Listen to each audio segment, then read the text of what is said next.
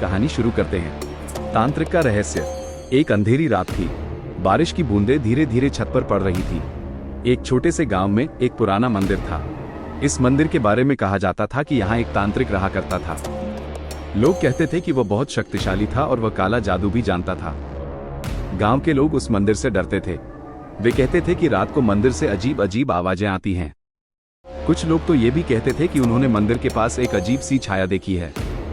एक दिन गांव का एक युवक राहुल जिज्ञासावश उस मंदिर में गया। वह तांत्रिक के बारे में और जानना चाहता था। जब वो मंदिर के अंदर गया तो उसे वहां बहुत सारी अजीब अजीब चीजें मिली। मंदिर की दीवारों पर अजीब अजीब चित्र बने हुए थे। मंदिर के बीच में एक मूर्ति थी और उसके सामने एक दीपक जल रहा था। राहुल उस मूर्ति के सामने बैठ गया और ध्यान लगाने लगा। तभी उसे लगा कि कोई उसे देख रहा है। उसने धीरे से अपनी आंखें खोली। उसके सामने एक बुजुर्ग आदमी खड़ा था। वह आदमी बहुत ही डरावना लग रहा था। बुजुर्ग आदमी ने राहुल से कहा, तुम यहाँ क्यों आए हो? राहुल ने डरते हुए कहा, मैं आपसे कुछ पूछना चाहता था।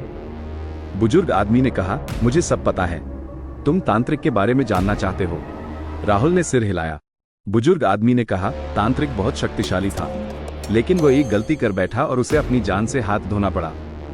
राहुल ने पूछा, कैसी गलती? बुजुर्ग आदमी ने कहा, वह काला जादू का इस्तेमाल करके लोगों को नुकसान पहुंचाता था।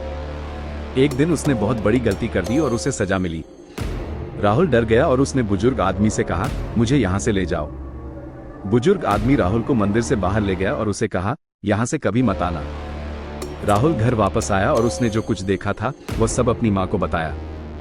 उसकी माँ ने उसे डांटा और कहा कि उसे ऐसी जगहों पर नहीं जाना चाहिए।